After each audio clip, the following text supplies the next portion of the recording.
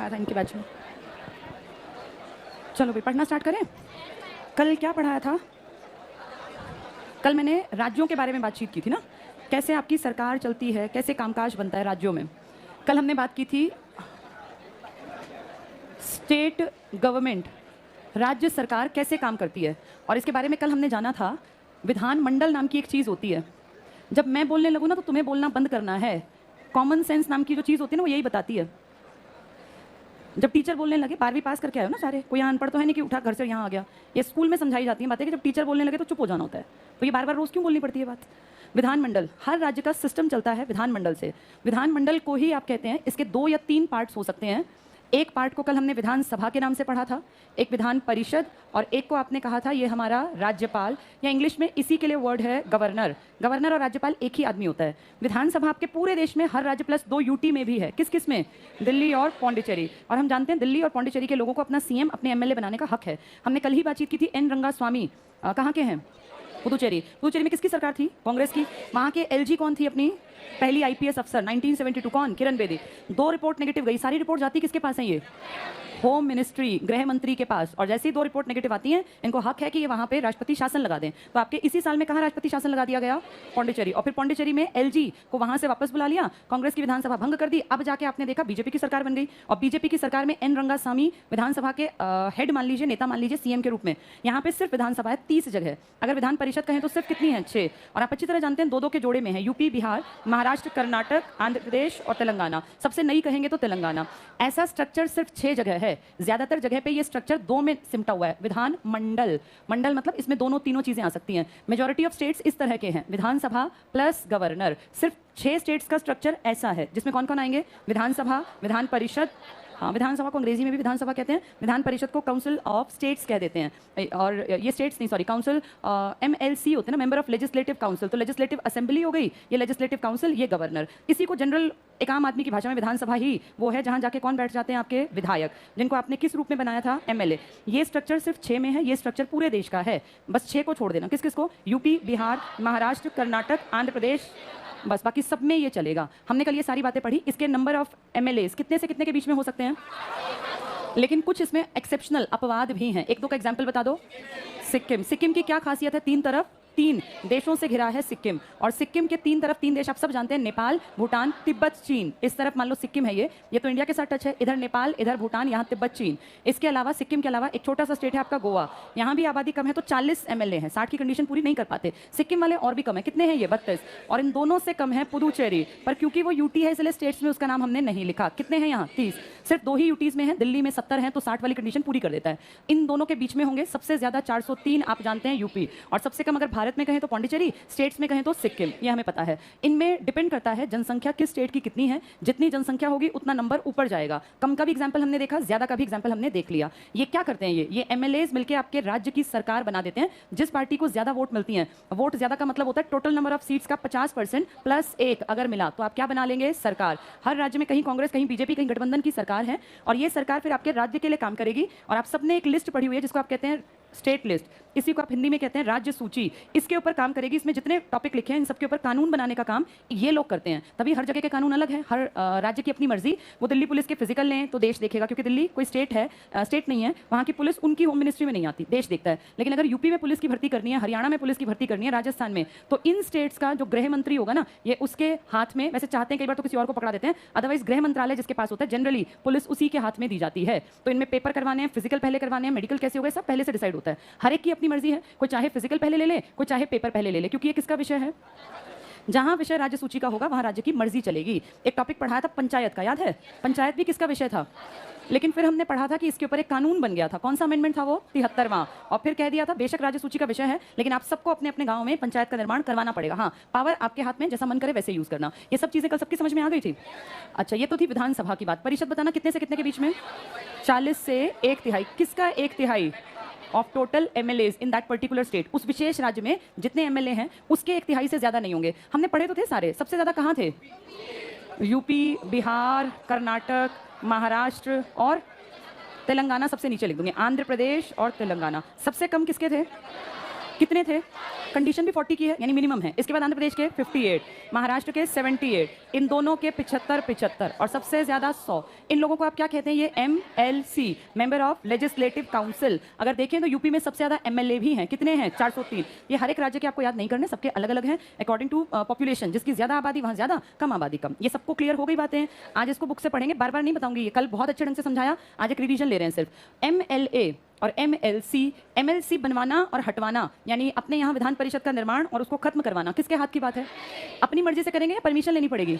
एक लेटर जाएगा जिसमें MLAs के मेजोरिटी के साइन होंगे, जी हम चाहते हैं हमारे यहाँ MLC बना दिए जाएं। ये लेटर कहाँ जाएगा? लोकसभा प्लस राज्यसभा प्लस राष्ट्रपति, ये सब दिल्ली में ही है। वहाँ ये लोग इसके ऊपर डिस्कशन करेंगे। अगर ठीक लगा तो कहेंगे ठीक है बना लो MLC को हटवाना है तो भी कागज दिल्ली जाएगा, परमिशन मिलेगी तो हटेंगे वरना नहीं। कुछ एग्जाम्पल दिए थे तुम्हें, पंजाब, बंगाल, तमिलनाडु, यहाँ पहले मेंबर ऑफ लेजिस्लेटिव काउंसिल थे लेकिन आज की डेट में नहीं है। क्या ये खत्म की जा सकती है? बिल्कुल। इसका मतलब जो ये कहते हैं ना कि लोकसभा है, राज्यसभा है, विधानसभा है, विधान परिषद, ये भी भंग हो सकती है समय से पहले। ये भी, राज्यसभा कभी ना भंग होगी ना समाप्त। विधान परिषद भंग की जा सकती है या समय आने पर, भंग कहना ठीक नहीं है, समाप्त की जा सकती है। क्या राज्यसभा कभी समाप्त होगी? कभी नहीं होगी। इस तरह से देखें तो ये अलग चीज़ है और ये अलग। ये इसकी छोटी बहन मान लो। इसकी लोकसभा की सारी क्वालिटीज किसके अंदर मिलेंगी?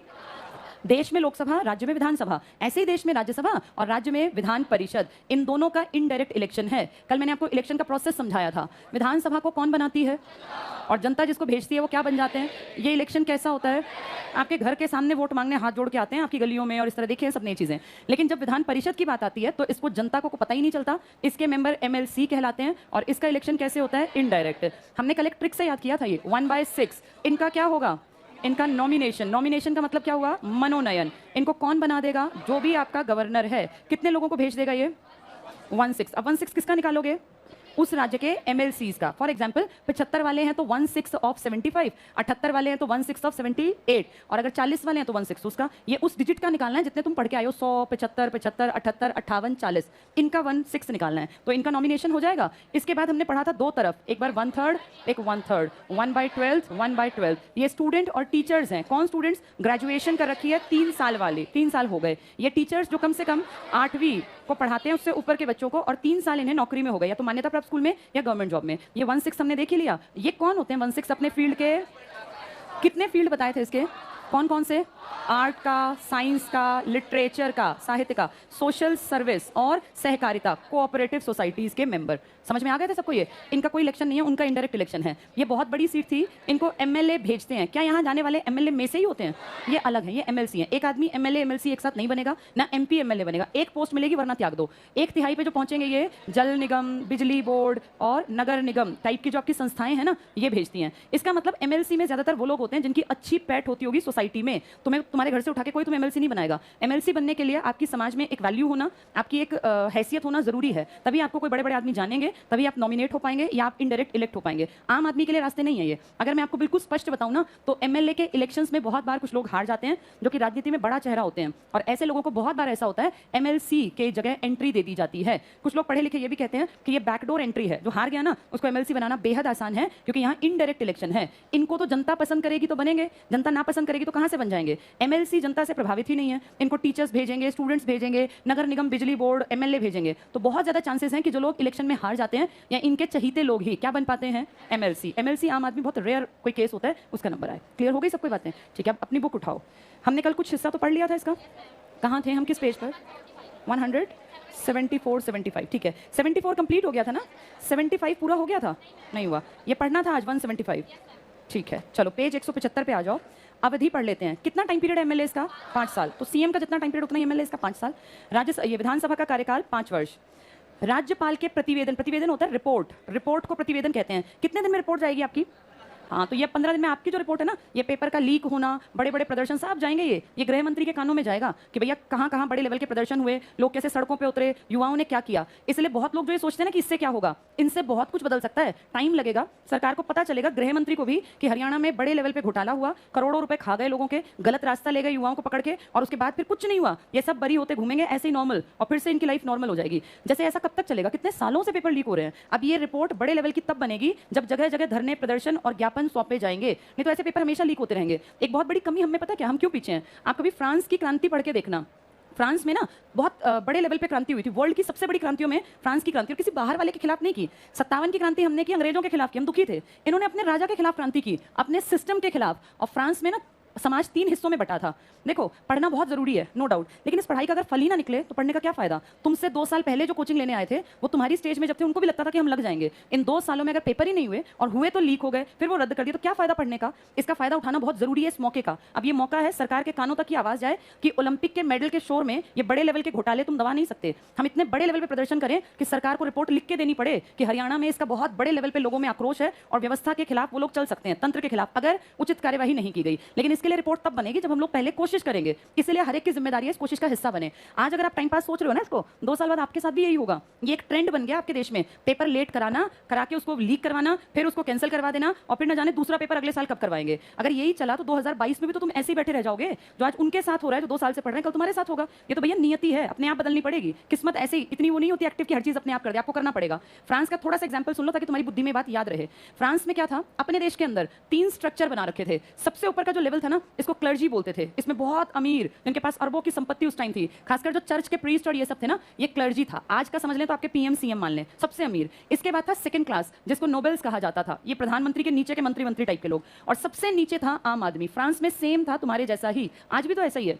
सबसे ऊपर राष्ट्रपति प्रधानमंत्री टाइप के रिच टाइप के लोग बैठे हैं, फिर उसके नीचे जो ये थोड़े अमीर और इस तरह के कि जिनके भैया किसी के 1000 करोड़ की संपत्ति, किसी की 10,000 करोड़ की, और जिनके ऊपर सरकार का हाथ है, जिनके बारे में गलत है। नीरव मोदी जैसे लोग भी तो है ना आपके, माल्या जैसे लोग भी हैं। इसके बाद आता है आम आदमी। आम आदमी सब बराबर नहीं थे, इसकी 3 कैटेगरी थी। आपके देश में सेम ये हरकत है आज।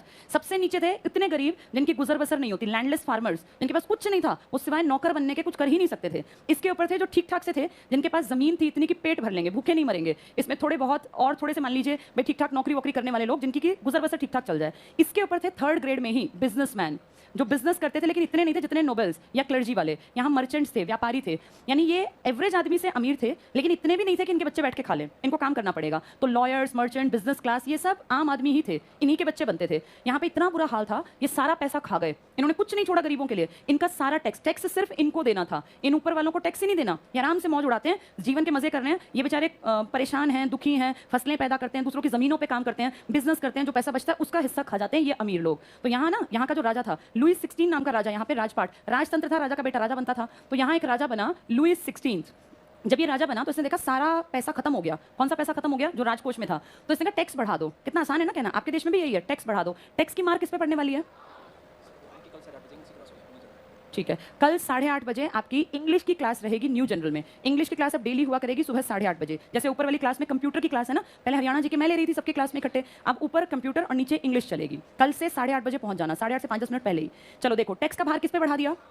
अब आम आदमी बेचारा, मतलब कौन? ये गरीब, ये नॉर्मल लोग, जैसे तुम हम जैसे लोग। अब देखो, हमारी भी ना, हम सबकी क्लास बेशक अलग है, लेकिन हम बिलोंग एक ही कैटेगरी को करते हैं। अगर हम सोचें कि हमारे बच्चे बैठ के खाएंगे तो ऐसा नहीं होगा। मेरे बेटा बेटी को भी मेहनत करके ही कमा के खाना पड़ेगा। ये सबके साथ है, हमने भी कमा के खाया। हमारे पिताजी भी सरकारी नौकरी में थे, तो क्या हम बैठ के खा रहे हैं? हमें भी कमाना पड़ रहा है। दिन रात खड़े होकर पढ़ाते हैं, सुबह 8 बजे से रात के 8 बजे हम फ्री होते हैं पढ़ाने के बाद। जैसे दूसरों को नहीं दिखती ना मेहनत कितनी कर रहे हैं आप, ये सब होते हैं भुक्तभोगी हमेशा से। लॉयर्स, मर्चेंट, बिजनेसमैन ये भी हैं, लेकिन ये वो हैं जिनके की हजारों करोड़ के बिजनेस हैं, जिनके ना होने से भी उनके परिवार खानदान पे पुश्तों पे फर्क नहीं पड़ता। इन सब ने कहा गलत कर रहे हैं, ऐसे कैसे राजपाट में ये अपनी मर्जी चलाएंगे। एक अच्छी आदत थी यहाँ, एक अच्छा नियम था कि जब टैक्स बढ़ता था ना, तो इन सबके मेंबर्स को बुलाते थे। इन तीनों के मेंबर्स गए। फर्स्ट एस्टेट जो सबसे अमीर थे 300 आदमी गए, सेकंड एस्टेट के भी 300 गए, थर्ड एस्टेट के 600 गए। अब यहाँ जाके फर्स्ट और सेकंड एस्टेट तो बैठ गई आराम से, ये 600 जो आम आदमियों के रिप्रेजेंटेटिव थे ये खड़े रहे। तो वहाँ पे बेइज्जती यही देख लो ना तुम, ये खड़े रहे और वो बैठ गए। फिर उसके बाद इन्होंने कहा जैसे बातचीत बड़ी भी टैक्स बढ़ेगा तो चलो वोटिंग करते हैं। तो बोले एक एस्टेट एक वोट डालेगा, सिंगल वोट, इसका भी सिंगल और इसका भी सिंगल। तो इन्होंने कहा हम डबल हैं तुम लोगों के, भाई तुम 300 हम 600, तुम भी 300 हम 600, हमारा वोट एक कैसे? और ये बराबरी कहाँ से है? इसमें एक आदमी का एक वोट होगा। इस बात पे बहस बढ़ गई। ये इतनी बढ़ गई कि ये 600 लोग बाइकआउट करके निकल गए। तुम देखो देश के स्तर पे मान लो पीएम बैठा हो, वहां सारी मिनिस्ट्री बैठी हो और 600 आदमी हमारे रिप्रेजेंटेटिव हो, तो उनके बड़े बड़े लोग और हमारे इंडिया के आम आदमियों के 600 ये बाइकआउट करके निकल गए। बोले हम नहीं सुनते और तुम तो अपने अपने फायदे की बात करोगे। ये 600 लोगों में इतनी यूनिटी थी, ये सब गए एक मैदान में। मैदान तो क्या था, वो एक स्टेडियम था, टेनिस का स्टेडियम। और इस पूरे स्टेडियम में सारी जनता 600 आदमी इकट्ठे, तब औरतों को हक नहीं था इस तरह की चीजों में जाने का। इन सब ने डिसीजन लिया कि हम पहली चीजें लड़ेंगे। किसके खिलाफ? ये जो गलत तरीका है इनका पैसा खाने का, ये अमीर बनते जा रहे हैं, हम पिसते गए और जितना दबते गए उतना और दबाते गए। अब और टैक्स बढ़ा रहे हैं। इन सब ने डिसीजन लिया हम बनाएंगे अपनी खुद की नेशनल असेंबली, और भाड़ में जाइए राजा, ये इतना बड़ा कैसे बन गया, हम सबके सिर पे बैठ गया, कल हमारी औलाद इससे दुखी होंगे और कुछ नहीं कर पाएंगे। आज नहीं लड़े तो अगली पीढ़ियां भुगतेंगी। और इसलिए इन 600 लोगों ने कहा हम इकट्ठे होकर नेशनल असेंबली बन गए, यानी पूरे देश की एक तरह से संसद मान लो। अब राजा जो है ना, जो इतना प्रतापी राजा माना जा रहा था, उसके पैर हिल गए देख के कि ये 600 लोग और इनके पीछे कितनी जनता खड़ी है, सारे किसान इनके साथ, सारे लॉयर्स इनके साथ, सारे बिजनेसमैन इनके साथ, सारे व्यापारी, सब कुछ। ये तो 5% थे ना, ये अमीर टाइप के लोग। तो इन सब ने कहा हमारा साझे का हक है, और एक का हक मरेगा तो सबका नुकसान होगा। आज ये एक को दुखी करेंगे, कल दूसरे को, सबको दुखी करेंगे। इन सब ने नेशनल असेंबली बना के और कहा हम अपना कॉन्स्टिट्यूशन खुद लिखेंगे। इनके कॉन्स्टिट्यूशन पहले भी था, कॉन्स्टिट्यूशन उसमें राजा ही सर्वोपरि था। अब कहा संविधान बदलेंगे, और संविधान के लिए चाहे मरना पड़े, लड़ना पड़े, इस काम को करेंगे। ये बोले हम यहाँ से हिलेंगे नहीं जब तक कि संविधान लिखा ना जाए। 1789 की घटना है। इस साल को फ्रांस में कहते हैं फ्रांस की राज्य क्रांति का साल था, और 14 जुलाई का दिन था। उस दिन इन लोगों ने फ्रांस में एक बहुत बड़ी जेल थी, बेस्टाइल, या जिसको हिंदी में बास्टील कहते हैं, इस जेल को तोड़ दिया, इसकी दीवारों को अपने साथ ही छुड़ा लिए जो राजा ने पकड़ के बंद किए थे, और कॉन्स्टिट्यूशन खुद लिखेगी जनता। इन्होंने डिसीजन लिया, 2 साल लगे, सारा कॉन्स्टिट्यूशन अपने आप फ्रेम किया। बहुत बड़ी बात है ये, सारा कॉन्स्टिट्यूशन उन्होंने खुद लिखा। लेकिन एक चीज मैं यहाँ बताना चाहूंगी, ये जो 600 आदमी थे ना तो इसमें बहुत गरीब लोगों को लिया गया, ना इसमें औरतों को शामिल किया गया। इन्होंने कहा अगर बहुत बड़ी भीड़ होगी ना तो कंट्रोल करनी मुश्किल होगी। हम सब लोग अच्छा करेंगे इन गरीबों के लिए, औरतों के लिए, लेकिन अगर बेहद बड़ी भीड़ होगी तो कैसे मैनेज करेंगे। इसलिए पढ़े लिखे समझदार जिनके दिमाग में आइडियाज थे, उन लोगों को सिर्फ नेशनल असेंबली में इकट्ठा किया गया। और इस तरह देखते देखते 1791 में इन लोगों ने खुद का, जनता ने क्या लिख लिया अपना, और इस संविधान में लिख दिया राजा इस तरह से नहीं काम करेगा जैसे सोचता है या चाहता है। राजा को नेशनल असेंबली की परमिशन चाहिए। इनके राजा ने पहले तो हाँ कर दी, दबाव देख के, जनसमूह का दबाव बहुत बड़ी चीज होती है, तो हाँ तो कर दी, लेकिन साठगांठ कर ली पड़ोसी देशों के साथ, प्रशिया जैसे देशों के साथ, ऑस्ट्रिया, कि तुम अपनी फौज भेज दो, इनकी अकल ठिकाने लगानी है। ये बात नेशनल असेंबली को पता चल गई। असेंबली ने कहा राजा ने हद कर दी भाई, हमारे सामने कुछ और पीछे कुछ, इसको मारना पड़ेगा। और इसके बाद राजा को इनके यहाँ ना मारने का भी एक स्टाइल था। एक डॉक्टर ने मारने का एक स्टाइल नया इजाद किया। ऐसे 2 खंबे होते थे, इन खंबों के बीच में, जैसे ये 2 खंबे हैं, यहाँ एक बहुत शार्प ब्लेड लगा होता था, जैसे आरी टाइप नहीं होती है, और यहाँ पे एक फट्टा लकड़ी का, जिसको मारना था उसको लिटा देते फट्टे पे, और उसके फट्टे को आगे आगे चलाते। अब सोचो ये 2 ये खड़े हैं, यहाँ से ये ब्लेड एक हैंडल होता था, जैसे ही उसकी गर्दन उसके नीचे पहुंची, एकदम से खींचा, ये ब्लेड आके उस आदमी के, मान लो उसका सिर ये है, ये ब्लेड सिर्फ उसके सिर के यहाँ लगेगा, सीधे गर्दन पे, और सिर अलग। ऐसे मारने का ट्रेंड था, एक डॉक्टर ने इजाद किया। तो इन्होंने पकड़ा, सारी जनता ने उस राजा को ही पकड़ा, और राजा को ले जाके यहाँ, इसको गुलिटोनाइड बोलते थे, गुलिटोन करके एक राजा डॉक्टर था जिसने बनाया, उस राजा को ही ना मार दिया भरी जनता ने, सबके सामने। और सब लोग बड़े खुश हुए कि आज हमने घटिया राजा को मार दिया। 2 दिन बाद इसकी पत्नी को भी मार दिया। इस तरह इन्होंने अपने देश की व्यवस्था को बदल लिया, और सारी दुनिया को इन्होंने 3 शब्द दिए। एक शब्द था समानता, इक्वालिटी, एक था स्वतंत्रता, लिबर्टी, और एक था बंधुत्व, भाईचारा, फ्रेटर्निटी। ये 3 वर्ड्स पूरी दुनिया में इन्होंने दिए हैं। पहले हमें अकल नहीं थी कि ऐसे राजनीति होनी चाहिए, सब समान है, क्यों गरीबों को और दुखी किया जाता है। अब तुम खुद देखो, किसी MP MLA के बेटे को, बेटी को पेपर नहीं देना था। ये पेपर जिसने दिया वो बच्चा किसी गरीब परिवार का था, और फ्रांस को देखे तो 3rd कैटेगरी का वो बच्चा था। उस बच्चे के माँ बाप हद से हद किसी छोटी मोटी नौकरी पे होंगे, या किसान और मजदूर होंगे। लेकिन मजाक बना रखा है, 8 लाख लोग अगर यहाँ से वहाँ जा रहे हैं, सोचो कितना राजस्व मिला, कितना किराया, किराया किसकी जेब में गया, सरकार की में ना। हरियाणा रोडवेज सरकार की तो है। कोई अपनी गाड़ी ले गया, पेट्रोल यूज किया, पेट्रोल भी प्राइवेट सेक्टर की जेब में जाएगा या सरकार की में। जैसे हमारी कमाई क्या थी, किसी आम जनता की कमाई तो हुई नहीं, सारा खर्चा आम जनता ने, जितने करोड़ रुपए उस दिन कमाई हुई, तुम अंदाजा नहीं लगा सकते कितनी कमाई होती है एक दिन। अगर 8 लाख लोग जाएंगे आएंगे, किराया, खाना पीना, ठहरना, सब कुछ पैसा सरकार की या प्राइवेट सेक्टर की जेब में गया। अब इसके बाद हुआ क्या, फेल। कई बच्चों के मैसेज आए जो यूपी और बिहार से फॉर्म भर के और यहाँ आए थे, किसी के 3000 खर्च हो गए, किसी के 4000, क्योंकि वहां से ट्रेन में बैठ के आए, कहीं रुकना पड़ा, फिर वापस गए। ये देखो किसी गरीब आदमी, इतनी दूर का फॉर्म कौन भरेगा, अंबानी का बेटा तो फॉर्म भरेगा नहीं। ये फॉर्म भरेगा कि यार कहीं मिल जाए मैं वहीं चला जाऊं, ऐसा ही बच्चा फॉर्म भरता है ना। इन लोगों ने देखो अपनी व्यवस्था को कैसे बदला। लेकिन इनकी सबसे बड़ी बात थी, इन सब लोगों में यूनिटी थी। जब इन्होंने राजा से लड़ने की ठानी ना, तो वॉलंटियर्स निकल आए घर घर से और बोले हम लड़ेंगे, चाहे हम मर जाएंगे, लेकिन हमारी पीढ़ी आगे इसका फायदा उठा लेगी। अब आप अपने देश की स्थिति देखो, सबके हालत जैसी इन लोगों में एकता थी ना, वैसी हमारे में नहीं है। किसान कितने महीनों से पड़े हैं, साल हो जाएगा नवंबर में, अगस्त चल पड़ा। मैं ये नहीं कहती कि वो बिल्कुल ठीक है, अगर वो गलत भी हैं तो भी तो गलत आदमी को फील कराना चाहिए ना कि गलत हो। ये क्या तरीका है कि अनसुना कर दो? क्या डेमोक्रेसी का मतलब ये होता है कि अगर कोई भूख हड़ताल पे बैठा है तो देखे ही ना, या उसकी बात सुननी चाहिए? सुननी चाहिए ना। गलत है तो उसको फील करा तो गलत है। ये क्या तरीका है? ये कौन सा लोकतंत्र है कि सुनाई नहीं हो रही? कोई सुनवाई नहीं है। आज जो किसानों के साथ है, कल क्या वो नौजवानों के साथ नहीं होगा? आज मैं वो क्राइम रिपोर्ट देख रही थी, सर्वे वाली, जिसका कहना है हरियाणा में लगातार जो क्राइम रेट बढ़ रहा है ना, इसका सबसे बड़ा कारण है युवा बेरोजगार हैं। बेरोजगार हैं तो क्या करें? जब कुछ है ही नहीं तो किसी की गाड़ी लूट लेंगे, किसी की बाइक, किसी की चेन, क्योंकि रोटी तो खानी पड़ेगी ना। ये हालत फ्रांस में भी हुई थी। फ्रांस में जब रोटी के लाले पड़ गए ना, तब उन्होंने क्रांति की। तो आपके देश में देख लो ये स्थिति आ गई। अब पढ़ लिख के अगर अब भी आवाज नहीं उठाओगे ना, तो ये मान के चलना इसका भुगतान तुम्हें ही करना है। आने वाली पीढ़ियां भुगतती हैं, अब तुम भुगतोगे, 10 साल बाद और अगली पीढ़ी भुगत रही होगी, क्योंकि जो लोग ऊपर बैठे हैं वो बदलने वाले नहीं जब तक कि सिस्टम को बदलने की कोशिश नहीं की जाएगी। इसलिए जितना हो सके गलत के खिलाफ आवाज उठानी सीखो। अब वो टाइम नहीं है कि मेरा क्या जा रहा है, मैं क्यों जाऊं। आज जिनके साथ गलत हुआ कल तुम्हारे साथ होगा। तुम अगर यहाँ उठ के आते हो तो पेपर पास करने की इच्छा रखने आते हो ना, कि पेपर पास। 2 साल बाद अगर तुम्हारे भी पेपर पास नहीं हो रहे होंगे तो क्या करोगे, कितना पढ़ोगे, कोई कितना पढ़े। और ये क्या तरीका कि भैंस से संबंधित सारे क्वेश्चन फालतू के वो कांस्टेबल को पता होने क्यों जरूरी है। कांस्टेबल को पता हो मौलिक अधिकार कैसे छीने जाते हैं, कौन सी क्रांति कहाँ हुई थी, ये तो लॉजिक है। मौलिक अधिकार कब देने हैं कब छीनने हैं, ये क्या लॉजिक है कि भैंस का बच्चा कितने किलो का पैदा हुआ और औसत, ये कितने नॉनसेंस क्वेश्चंस हैं। जैसे इनमें से मुझे भी नहीं आता, जरूरत ही नहीं पड़ी मुझे आज तक, तुम्हें भी क्यों जरूरत पड़ेगी, बेवकूफी भरी बातें। चलो पेज नंबर 175 पर अब बातचीत बस बंद करके पढ़ेंगे। कहां पहुंचे थे हम, फर्स्ट पॉइंट हो गया, सेकंड। अच्छा ये राज्यपाल की रिपोर्ट पे थी सारी बात। तो अब हमारा क्या क्या ड्यूटी बनती है, राज्यपाल रिपोर्ट लिखने पे मजबूर हो कि लोग दुखी हैं, और ये किसके कान तक जाए बात, गृह मंत्री कि हरियाणा सच में दुखी है, ये टिक कर लो। राज्यपाल की रिपोर्ट के आधार पर, अन्यथा राष्ट्रपति को यह आभास हो जाए कि राज्य में संविधान के अनुसार शासन नहीं चल रहा तो भी राष्ट्रपति राज्य में आपातकाल की घोषणा कर सकता है, ये टिक कर लेना। विधानसभा को भंग कर सकता है। ये रिपोर्ट कितने दिन में जाती है, हाँ यहाँ लिख लो 15 डेज में एक रिपोर्ट जाएगी। तो इस महीने की दोनों रिपोर्ट नेगेटिव बननी चाहिए कि जनता दुखी है, तब बात बन सकती है।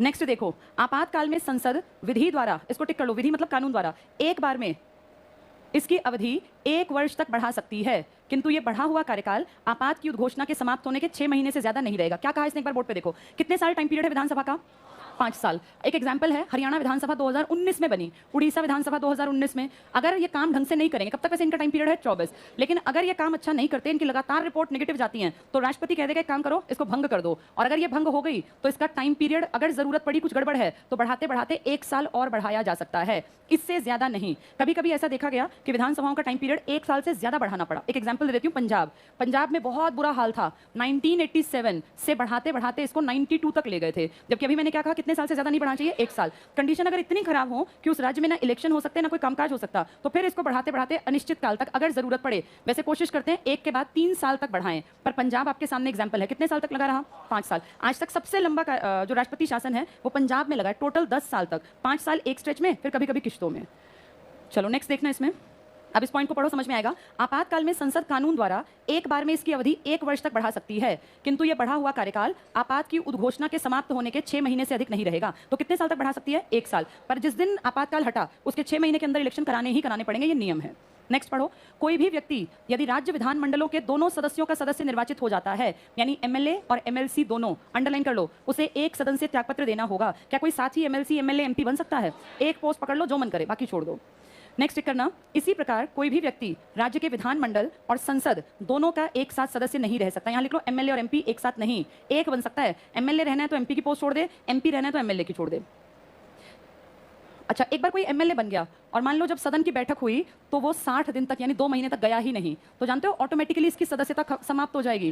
फिर कहेंगे भाई तू अब एमएलए रहेगा ही नहीं, कितने दिन तक गायब रहा। तो ये देश में भी है, अगर कोई एमपी बिना इन्फॉर्मेशन के, अगर इसने इन्फॉर्मेशन दे दी जी मेरी तबीयत है खराब, मैं नहीं आ सकता, फिर चाहे 6 महीने ना आए, अगर इसने एप्लीकेशन दे दी तो। लेकिन अगर बिना बताए गायब रहता है कोई भी एमएलए या एमपी संसद से हट जाएगा और ये हट जाएगा विधानसभा से, लेजिस्लेटिव असेंबली। अंडरलाइन कर लो ये। कोई भी व्यक्ति, ये तो हो गया ना, कोई भी सदस्य यदि, अरे एक बार इनके जरा देखो, जरा किसके पास किताब नहीं उसको बाहर करो, बाहर से बुला लो किसी को, जिनके पास किताब ना निकालो इनको। चलो अगला पॉइंट देखो, कोई भी सदस्य यदि विधानमंडल से संबंधित सदन की, अब जो नहीं लाए ना चुपचाप बैठे रहो, वो आके अपने आप निकाल देंगे, अपने आप ही चले जाओ। ये इसलिए बुलाना पड़ता है कि तुम्हारी चिक चिक बंद नहीं होती। लास्ट पॉइंट पढ़ रहे हैं, सदन की आज्ञा के बिना, इसको अंडरलाइन कर लो, लगातार 60 दिन तक अनुपस्थित है तो सदस्यता समाप्त। कितने दिन तक एब्सेंट रहे, क्या वो बता के एब्सेंट हो सकता है, भाई किसी को कैंसर है नहीं आ सकता, 6 महीने मेरा इलाज चल रहा है, कोई दिक्कत नहीं, बिना बताए अगर गायब हो गया कि इलाज कराने अमेरिका चला गया, 60 दिन नहीं आया तो सदस्यता समाप्त। जिसके पास किताबें नहीं इनको बाहर निकालो सारों को, एक दिन ये निकलेंगे तो अपने आप ठीक हो जाएंगे। राजीव जी आप भी एक बार इधर से चक्कर लगा दो, जो गड़बड़ कर रहा है तुरंत बाहर करो। चलो टेबल पे आ जाओ, राज्य विधानसभाओं के सदस्यों की संख्या देखो, सबसे ज्यादा एमएलए कहाँ है, जल्दी से टिक करो। एक तो इसमें अपने अपने राज्य कर लो, जो जहां पे स्टूडेंट सुन रहा है मुझे, हरियाणा कर लो 90, पहली लाइन में नीचे की तरफ है हरियाणा 90। इसके बाद इसमें टिक करो, सीधे पहुंचो तुम लोग दिल्ली पर, सेकंड लाइन का लास्ट दिल्ली का क्यों करवा रही हूँ, क्योंकि दिल्ली यूनियन टेरिटरी है, फिर भी एमएलए हैं। कितने हैं, 30 लिखे, काट दो, गलत लिखे ना, कितने होने चाहिए 70, काट के इसको ठीक करो, 70 लिखो दिल्ली के पास, 70। दूसरी तरफ आ जाओ, तीसरी लाइन में ऊपर से तीसरा सिक्किम टिक कर लो, सिक्किम की क्या खासियत है, राज्यों में सबसे कम एमएलए सिक्किम में ही है, यहां लिख लो 32 के पास, राज्यों में सबसे कम एमएलए, कितने हैं 32। इसके बाद आ जाओ उत्तर प्रदेश, इसी लाइन में नीचे यूपी 403 लिखो, सर्वाधिक एमएलए, सबसे ज्यादा एमएलए। और इसके बाद पौंडीचेरी पे आ जाओ नीचे 30, लिखो देश में सबसे कम, ब्रैकेट में यूटी है, अगर राज्य पूछे तो इसका नाम मत लिख देना। देश में सबसे कम मिनिमम नंबर ऑफ एमएलए किसमें है? पौंडीचेरी। पौंडीचेरी क्या है लेकिन? यूटी है। अगर राज्य पूछेंगे तो, और अगर पूछेंगे इंडिया में सबसे कम बता दो। अभी एक पेपर में आया हरियाणा का देश में कौन सा स्थान है, तो ये क्वेश्चन ध्यान से सुनना होता है। अगर वो कहें राज्यों में कौन सा स्थान है तो सिर्फ राज्यों की बात कर रहे हैं, अगर वो देश कहें तो इसका मतलब स्टेट्स प्लस यूटी को कंसीडर करो। इस क्वेश्चन को ऐसे ही देखना, अगर वो कहें इंडिया में सबसे कम एमएलए कहाँ है तो क्या कहोगे? पौंडीचेरी। इंडिया पूछा ना, कहीं किस स्टेट के एमएलए की संख्या सबसे कम है, तब सिक्किम, और सबसे ज्यादा यूपी की। चलो बहुत बढ़िया। इसके बाद नीचे आ जाओ, राज्य की विधान परिषदों की सदस्य संख्या, यहाँ लिख लो एमएलसी, ऊपर लिख लेना ऊपर के टेबल में एमएलए, ये एमएलसी हैं। एमएलसीज में सारे हमें पता है, यूपी के कितने हैं?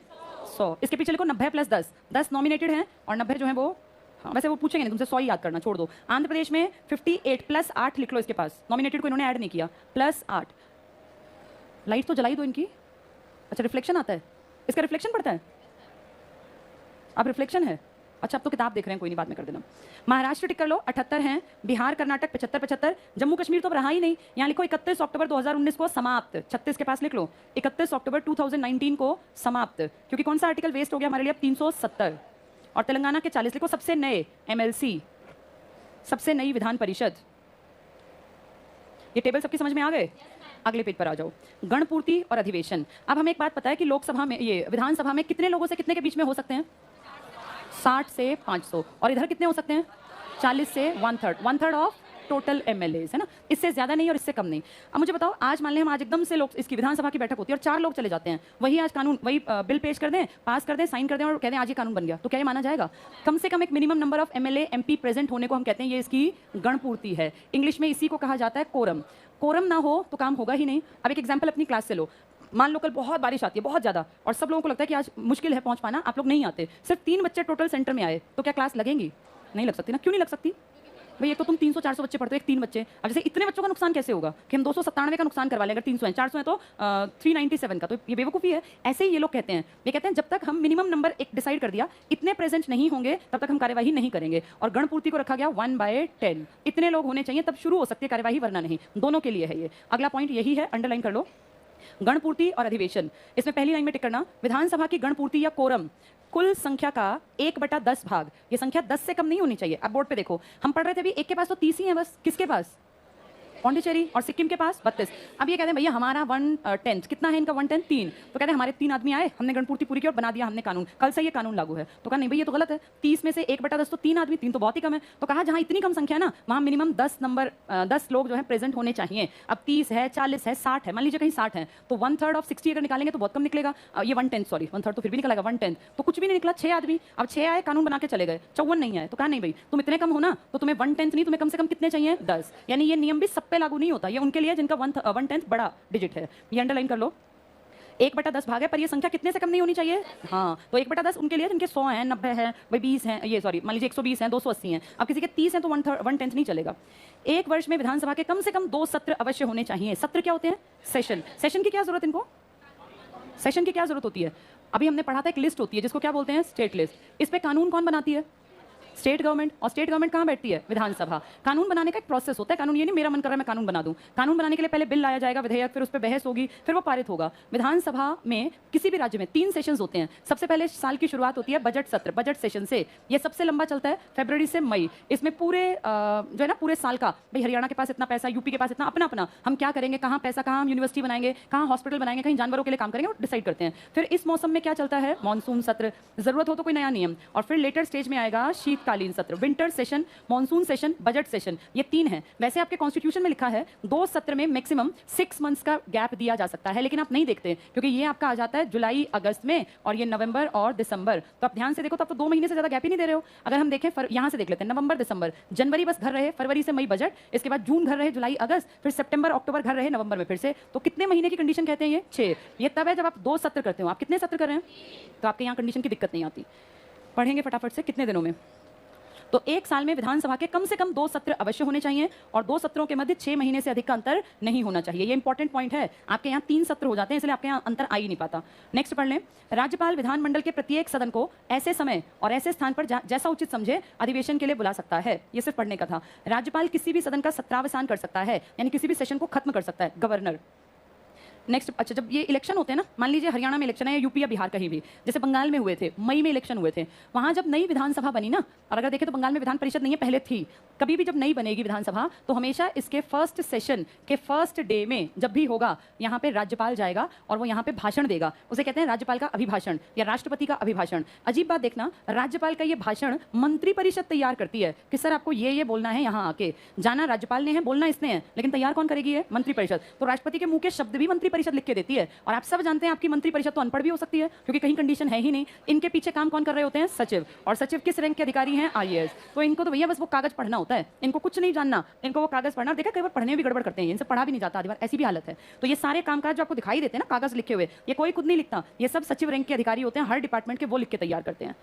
पुराने जो लोग थे ना नेता, वो सच में नेता थे, वो माइक पे जाते, कोई कागज नहीं ले जाते। सुभाष चंद्र बोस ने कोई कागज नहीं लिखा, जो गए बाय हार्ट बोला, जो मन में आया, जबान पे आया वो बोला। आजकल ये हालत है कि 15 अगस्त का भाषण भी रट के आया जाता है, चाहे कोई हो, कोई फर्क नहीं पड़ता, बीजेपी कांग्रेस, 15 अगस्त का भाषण 1000 बार पढ़ के भी बार बार देख देख के बोल रहे होते हैं। यही 26 जनवरी की स्पीच पे होता है जब राष्ट्रपति देता है, चाहे किसी पार्टी का हो। वो जो पुराने लोग थे ना, जो जोश भरते थे, ना भगत सिंह ने कोई कागज लिखा था, ना सुभाष चंद्र बोस ने उस टाइम, ना शास्त्री ने, ना गांधी ने, ना नेहरू ने, किसी ने कागज नहीं लिखे। अब हर एक को देख लो, 20 बार रट रट के जब वो कागज वहां जाके पढ़े जाते हैं। क्यों? क्योंकि दिल से विचार ही नहीं आते। जिसके मन में विचार होंगे ना, उसको कागज की जरूरत पड़नी ही नहीं है। इसलिए आजकल के लीडर्स ओरिजिनल लीडर्स हैं भी नहीं। जैसे वो लोग थे कि मन में जो आया वो बोला और जनता सुनती थी। हिटलर ने कभी कोई कागज तैयार नहीं किया, दुनिया का सबसे बेस्ट ऑरेटर कहलाता है, सबसे बढ़िया वक्ता, उसकी टक्कर का आज तक इस धरती पे ऑरेटर पैदा नहीं हुआ, बोलने वाला। इतना इंप्रेसिव बोलता था, तुम ये सोचो सारे देश को उसने कैसे मुट्ठी में कर लिया। और आए हिटलर के ऐसे नारे कि जो हिटलर ने कह दिया पागलों की तरह फॉलो करना है। इसके लिए भी आप में हिम्मत होनी चाहिए ना, कोई आपका फॉलोवर क्यों बनेगा। तो हिटलर बोलने में बहुत धनी था, और ये सब चीजें दिखाती है, किताब पढ़ी हुई है। बोलने के लिए ना, अच्छा बोलने के लिए बहुत बेसिक सी शर्त होती है कि अच्छा वो बोल पाता है जो अच्छा सुनता है। जिसने ज्यादा किताबें पढ़ी हैं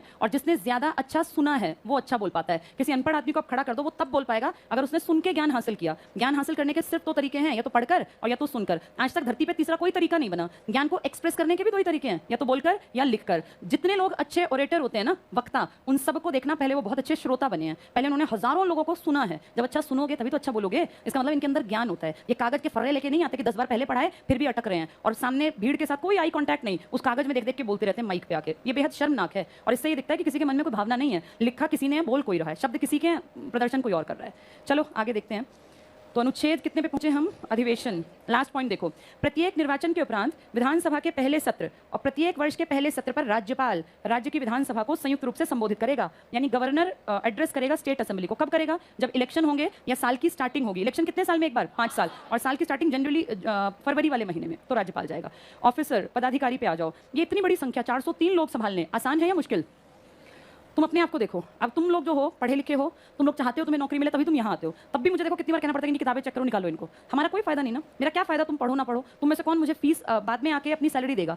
तुमने जो हमें फीस देनी थी तुमने दे दी, अब तुम और हमें फीस नहीं दोगे। उस फीस को लेकर हम ना ध्यान रखें, हमें क्या फर्क पड़ता है? 4 लड़के ना पड़े, मेरा क्या बिगड़ना है? लेकिन एक चीज़ होती है, मेरी जिम्मेदारी है। मैंने अगर फीस ली तो मेरे सामने तुम गड़बड़ नहीं करोगे, ये मेरी नैतिकता है। अगर तुम्हारे पिताजी के या तुम्हारी माँ के या तुम्हारे घर वालों के, तुम्हारी मेहनत के पैसे हमने फीस के नाम पे लिए, तो कम से कम तुम्हें गलत देखते ही टोक दे कि तू गलत कर रहा है या टाइम से पहले क्यों भाग रहे हो, इसलिए तुम्हें टोका जाता है। इसमें हमारा कोई फायदा नहीं है, हमें कुछ नहीं मिलना एक्स्ट्रा। फीस तुम्हारी आ गई, वहां तक हमारा रिश्ता था, वो फीस का रिश्ता। अब हमारा एक पर्सनल रिश्ता है कि तुम्हें जैसे ही हम गलत देखेंगे ना किसी लड़की को लड़के को, तो उसको टोका जाएगा। ये तुम्हारे फायदे के लिए है। बहुत सारे सेंटर्स ऐसे जिनको फर्क नहीं पड़ता, और सच में देखा जाए तो क्या फर्क पड़ता है? मेरे घर तो कोई सैलरी लेके नहीं आएगा ना। जितने लोग लग गए वो क्या मुझे सैलरी दे गए? लेकिन एक आपसी अंडरस्टैंडिंग होती है। माँ बाप और टीचर हमेशा फायदे के लिए टोकते हैं, वो हाथ भी उठा दें तुम्हारे फायदे के लिए, किसी को कुछ नहीं मिलता। ये सैलरी भी तुम अपने आप यूज करोगे, तुम्हारी बीवी बच्चे, कोई माँ बाप को सैलरी नहीं देता। आज तक के जितने लोग हैं ना, उठा के देख लो, ये सब अपने लिए करते हैं। फिर भी वो भी टोकेंगे और हम भी, क्योंकि एक नैतिकता है, एक मोरालिटी है कि भाई सामने गलत आदमी दिख रहा है, उसको तुरंत बताओ। अपने मन में ये ना हो कि काश मैं उसको टोक देती या टोक देता तो वो सुधर जाता। अब यहाँ जो हम बात करें, क्या टॉपिक था ये?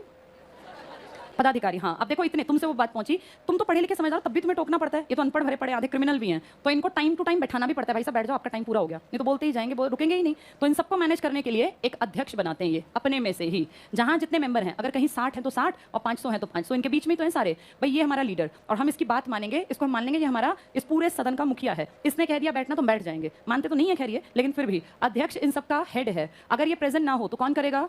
उपाध्यक्ष। इन दोनों को आप देखना, जनरली जो पार्टी जीतती है ना, ये उसी के मेंबर होते हैं। लेकिन जब ये सीट पे बैठते हैं तो एक चीज होती है नैतिकता।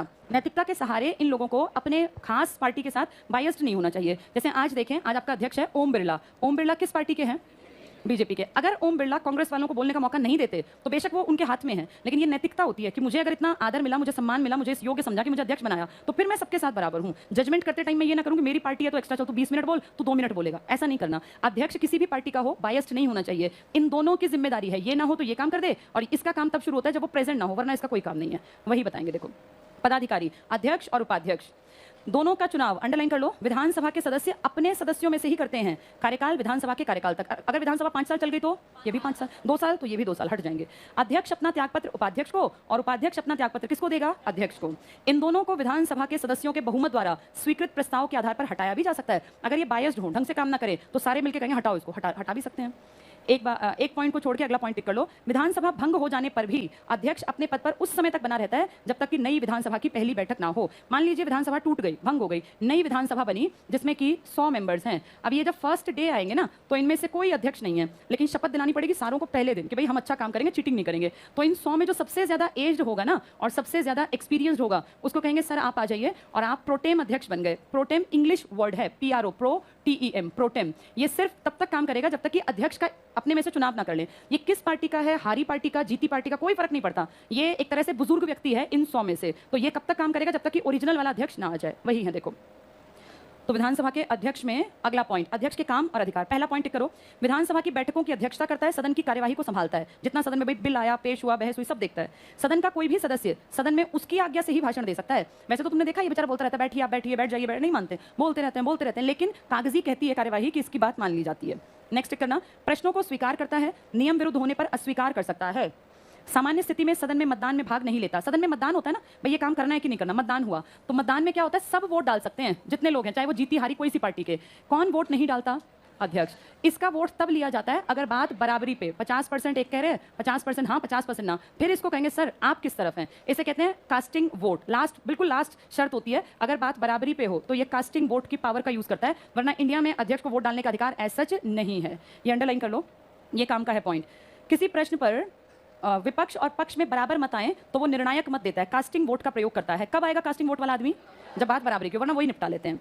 कोई विधेयक धन विधेयक है अथवा नहीं, इसका निर्णय अध्यक्ष करता है। वेरी वेरी इंपॉर्टेंट, लिख लो, लोकसभा में भी और विधानसभा में भी। विधानसभा और विधान परिषद के संयुक्त अधिवेशन की अध्यक्षता, वैसे लिखो कभी नहीं होता, कभी भी ज्वाइंट सेशन नहीं होता, मतलब बहस के टाइम पर, वैसे इकट्ठे बैठे।